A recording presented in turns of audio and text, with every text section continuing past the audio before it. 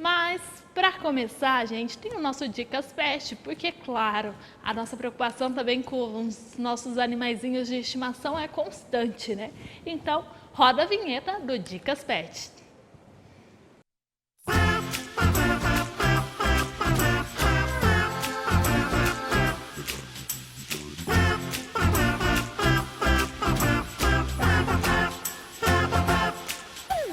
Muito bem, Dicas Pet está no ar. Eu já estou recebendo aqui o Dr. Danilo Pacheco Lima, ele que é médico veterinário. E hoje a gente vai falar de um assunto também que é muito importante nos cuidados com os nossos animaizinhos. A gente vai falar sobre intoxicação alimentar, envenenamentos. Doutor, seja bem-vindo. Um prazer te receber aqui mais uma vez no nosso Dicas Pet. Obrigado novamente pelo convite, é um prazer, como sempre, estar aqui falando de um tema importante, pois na maioria dos casos são acidentes que ocorrem nos casos tanto de intoxicação, independente se for alimentar, se for medicamentosa, e os envenenamentos, e transmitir o conhecimento para o proprietário, para as pessoas que estão em casa, que têm seus animais, é muito importante.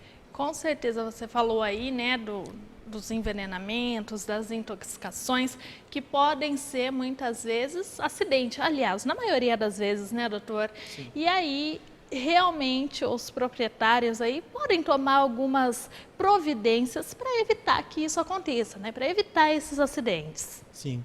Primeiramente, saber o que pode acontecer, né? Então, aqui a gente tem grupos de risco de envenenamentos, por exemplo, em ambiente de dentro de casa, como plantas tóxicas, por exemplo, que geralmente vão estar no jardim, associadas muitas vezes a animais peçonhentos. As medicações que são administradas nos animais muitas vezes podem ser tóxicas se feitas erroneamente da cabeça do proprietário ou porque o vô fazia assim na época da fazenda, do sítio. Tudo isso pode estar levando o animal a um quadro grave de até óbito. Vamos começar falando, então, quais são os principais grupos de animais, insetos que podem causar um envenenamento em cães, em gatos? Certo. Bem, os principais grupos aí, primeiramente falando, né, eu vou explicar um por um.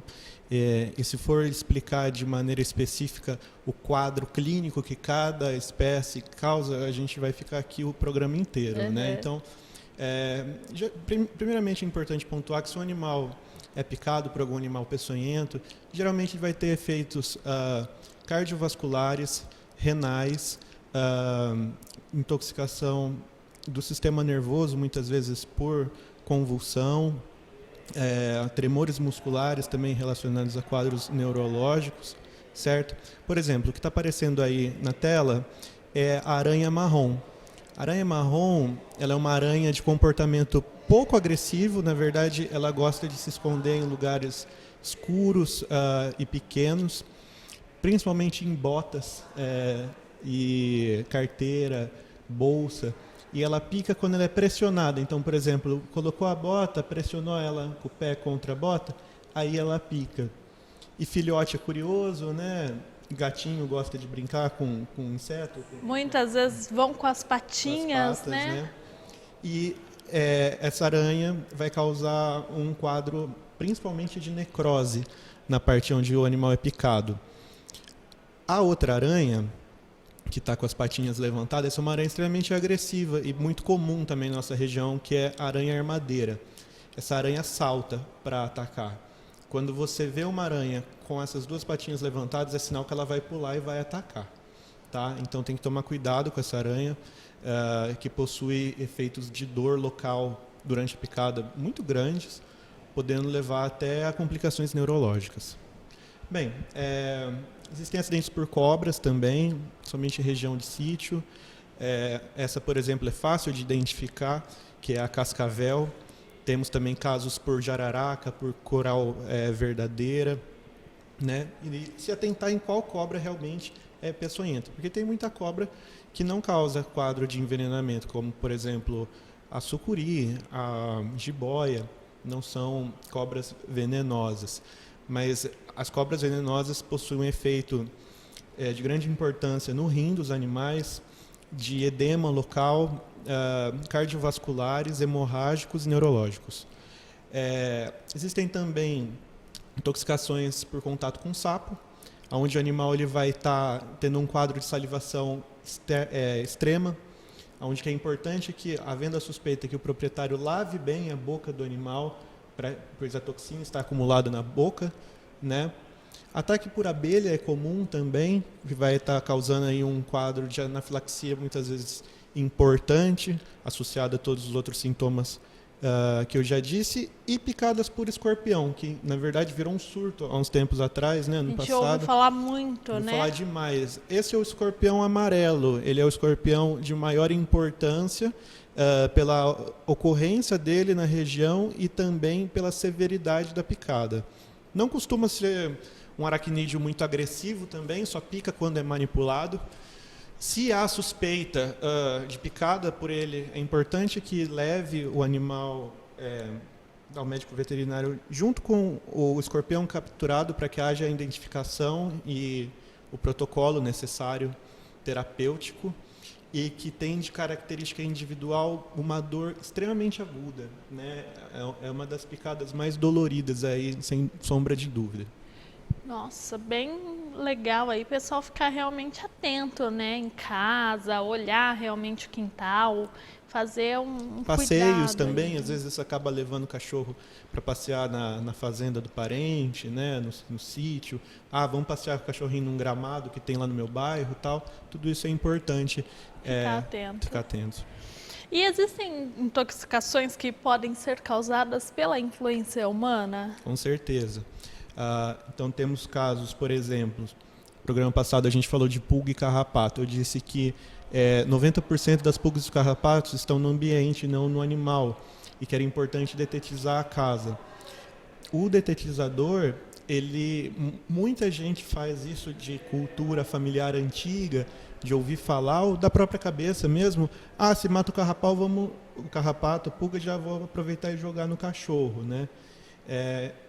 Que causam efeitos principalmente neurológicos graves. O animal ele tende a ter bradicardia, bradipneia, ou seja, queda de batimentos cardíacos e movimentos respiratórios, pode convulsionar, vir a óbito. Juntamente com isso, intoxicação por inseticidas aplicados na residência, né? Tudo isso. A questão de produtos de limpeza também. Produto de limpeza, muitas vezes, se o animal ingerir, geralmente ele vai ter um quadro de gastroenterite, né? Ele pode causar também, em espécies sensíveis, alergia na pele. Então, tem algumas alergias que são difíceis de diagnosticar e muitas vezes vêm do produto de limpeza. Outra coisa que é importante pontuar são intoxicações por rodenticidas, ou seja, por venenos de rato. Muitas vezes a pessoa põe o veneno de rato na casa, escondido, mas o gato ou o cachorro dá conta de achar e comer. Ou animais que têm acesso à rua, tem gente que põe na rua até na mal prática assassina de tentar matar gatos da região. Às vezes o cachorro ou o próprio gato acaba ingerindo e isso pode causar óbito nos animais também. Eu até perguntei porque a minha cachorrinha ela é super sensível.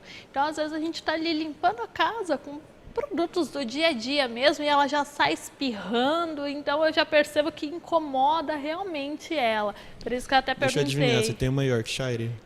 Claro. Uma York. Essas raças são bem sensíveis. York, o Shih Tzu, o Poodle. Ai, legal.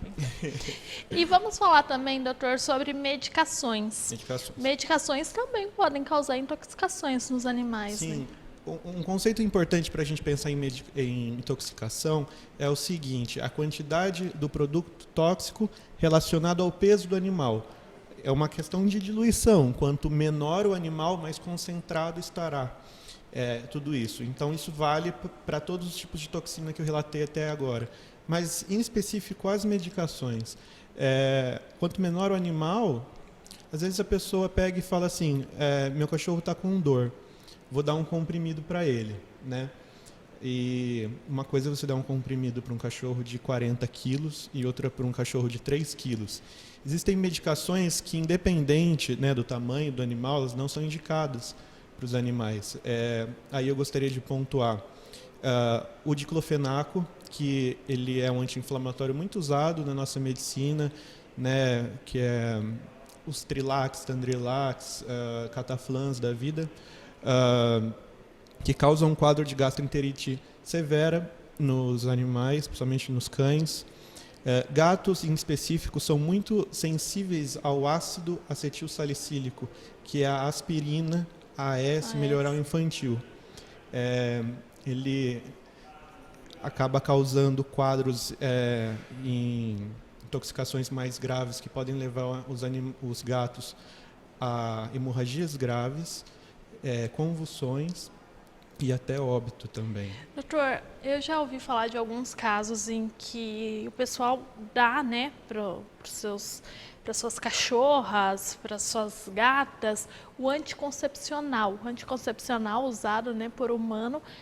Muitas vezes as pessoas fazem também essa... dá para os cachorros, né, para as cachorras, no caso. É uma lástima essa situação, Laís. É uma ótima pergunta, é importante trazer aqui para o programa. Já não entra num quadro de toxicologia, né?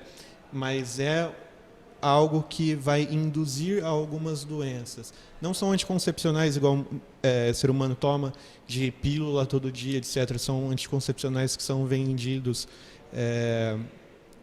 injetáveis, e que tem uma gigantesca probabilidade de desenvolver nas cadelas piometra, que é a infecção de útero, que é uma infecção extremamente importante, que pode levar o animal a óbito, e a cirurgia é de emergência, e a predisposição de tumores de mama também muito grande.